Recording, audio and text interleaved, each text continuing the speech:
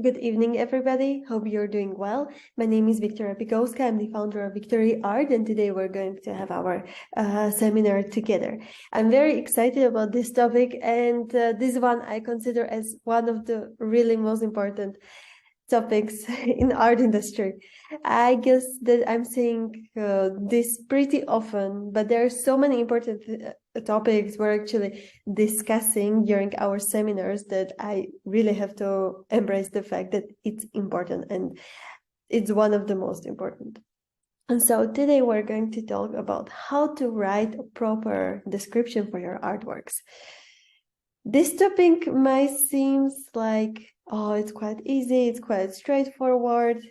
However, in our it's almost 6 years practice in art industry, we see people doing this mistake, artists doing these mistakes, professional artists doing these mistakes. And this is for me personally the most annoying mistake what artists are doing. And I want to teach you how you will not do this kind of mistake. Well, let me introduce who I'm coming from. So I'm actually part of Victory Art, and Victory Art is all about breaking stereotypes and building new perceptions. I would love to say that these seminars are co-funded by the European Union, made it possible to actually create all this educational program. And I would love to mention that if you're an artist who is looking for extra fund or who is looking to work on exciting projects with international artists or companies, or you would like to even implement art with tech, definitely check European Commission open calls for artists, because they can give you so many amazing resources, connections, and stuff. So definitely check them out. Well, before we start, I would love to say, please be mindful of others when they're speaking. Keep your microphones off until questions and answers. Be respectful and mainly have a good time. Firstly, let me tell you a little bit about Victory Art. So Victory Art is working with talented artists from Central and Eastern Europe, and we help them to come to the global art world. Currently, we work with more than 120 artists, and we host more than 1,500 artworks on our website. Amongst them, we have paintings, drawings, photographs, mixed media, and digital art. Victory Art is actually a leader on the market within Eastern European art. So our goal is to really replace these outdated stereotypes and help other artists from Central and Eastern Europe to come to the global art world. Today we will talk about how to write a good description for your art. Last week we spoke about art on the internet, very exciting topic. We had here our partners from GJW Gallery from Poland, actually a law company, which is at the same time involved in the art market. So definitely stay tuned for the upcoming seminars who are going to be more discussing about pricing and at the same time about how to find the right funding for you as an artist in the art world. So today we will talk about how to write a good description for your art. And do not forget that these seminars are going to run all the way until the 22nd of December. And there are all other exciting topics we will talk about. How to contact galleries, how to create successful relationships with your clients, how to build relationships with interior designers, a lot of very valuable resources. Well, today, let's jump directly to our topic. We will be discussing how to write a good description for your art. In this seminar, we're going to discuss about some tips, tricks, importance of description, and why good description can help you to sell the art. Well, firstly, let me start with the importance. A lot of artists are not aware about how essential description really is. It can be quite difficult as well for artists to write one, and I completely understand it, because sometimes artists really feel like, oh, I want to only create, I don't want to talk necessarily about my art. what I hear very often is that my art should speak for itself. This is something what I hear very, very often. However, I'm gonna give you a reality check. Your art does not speak for itself. You have to explain what you wanted to show, how you wanted to show it, how you did this art, what technique you used, what medium you used, what was the base. It's important to discuss this. What inspired you, like a lot of different things. Because for client, it's important to have this kind of connection with your art. A really big misconception. Client does not know what your art means immediately. They either like it or they don't like it. And when they like it, they want to know more about it. And if they don't have description, they're gonna lose interest unless someone comes to them who knows about the art and explains it further. So, people who are purchasing artwork, they need to know the inspiration behind it, and they need to know the meaning. I can say that sadly, Victory Art had a very bad experience with this. And I'm gonna tell you the whole story. And I hopefully this gives you like a little bit better idea why the description is so important. So one of our top artists who's selling well, she's amazing artist, she's exhibiting great all over the world, like really, really great artist. So I suggested this artist to one of our clients who wanted to purchase some artwork, which could be at the same time like investment opportunity for him. So I suggested him a few artworks from her, and he basically chose one. She did not provide descriptions. She only provided measurements and basically what medium, it was, like this basic stuff, but no description, no inspiration behind it. So the client bought it, and because they both lived in the same city, she went to give him personally the artwork. And when she gave him the artwork, he asked, okay, so tell me, what's the idea behind this artwork? Well, the artwork was red. And the artist said that the idea behind this artwork was my period. It was male client. So you can actually kind of imagine how not positively surprised he was by this. And maybe if he would know before, then he would think, he would choose some other artwork or something else, but he was sadly put on the spot from the artist side, and as well sadly a little bit from our side. And after a year, he emailed me that he never hanged that artwork because it was like so shocking for him. So this was like one of the bad experience our client had, or like we had as well. And this exactly came because artist did not provide the description of the artwork. He was happy with the service, he was happy with the artist, he was happy with the artwork until he heard the description and what was the motivation behind it. So please, always put descriptions because it can go wrong. Well, let's go further in terms of the importance. If you want to successfully advertise your art on different websites, blogs, social media, press, it's good that you already have description for each artwork, because once you create artwork, you have description, you have the vision behind it, you can reuse this kind of content for different purposes. Maybe you are a person who is about to organize exhibition. Well, in that case, you need description of the artwork because you need to put it on the website, social media, catalog, maybe invitations, maybe some articles, like really different things.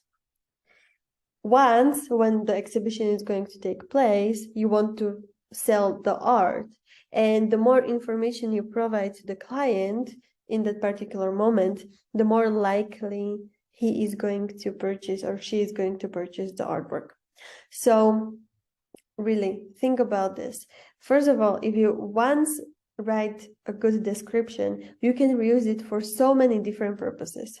I already mentioned website, blog, social media. It can be PR article. It can be even advertisement. It can be even catalogs, the brochures, whatever. So maybe what you can do as an artist is that each time you finish artwork, you just write down maybe 10 sentences about why you did that artwork, how you did it, what inspired you. Short description, doesn't have to be 2 pages. It can be really 10 sentences. It can be maybe this long. It's fine, but there has to be something. Like, think about the fact that if people go to really, really high-end gallery and they're buying art, which is like in, let's say, middle price range, so something about like around 30,000 euros or so, then they need that description. And maybe your art is not selling for 30,000 euros at this point, maybe it's selling for 500 euros, but your clients are still clients. They're not the same clients, but they're clients and they want to know your vision behind it.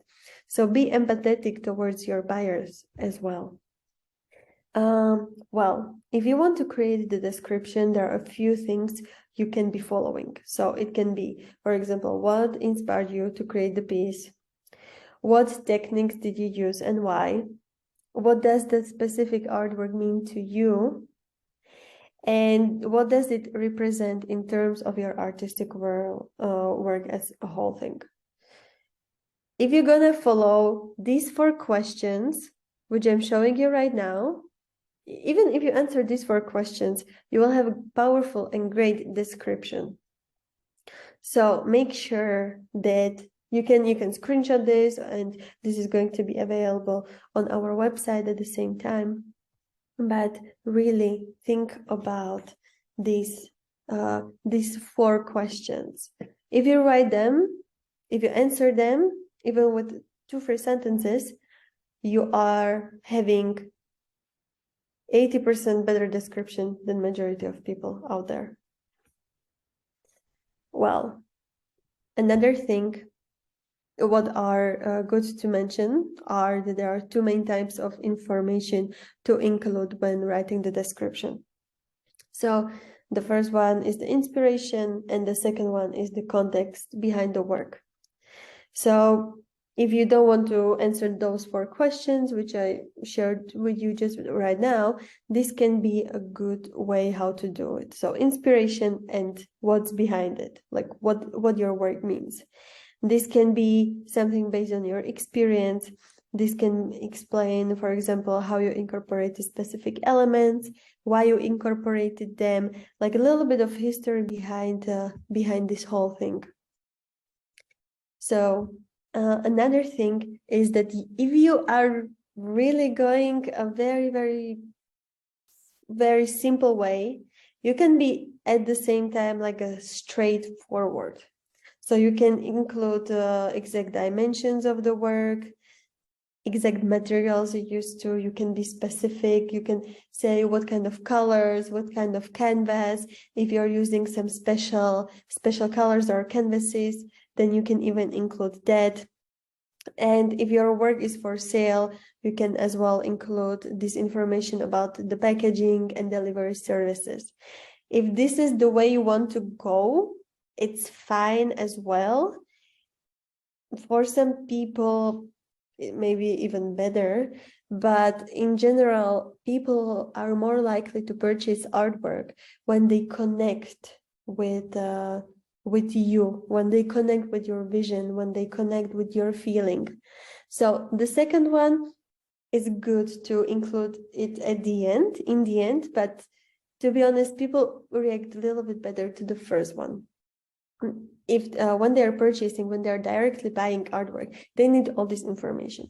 So the exact dimension, materials used, then whether it's for sale, how much it costs, about the packaging, delivery services, that has to be there no matter what. This is quite standard. But the first one is very important for people to really connect with you, with your artistic vision. So it's really worth to spend a little bit more time on this. It's really good to spend more time on really kind of putting your heart in your description and not just copy pasting it. It's good to do this and implement this in your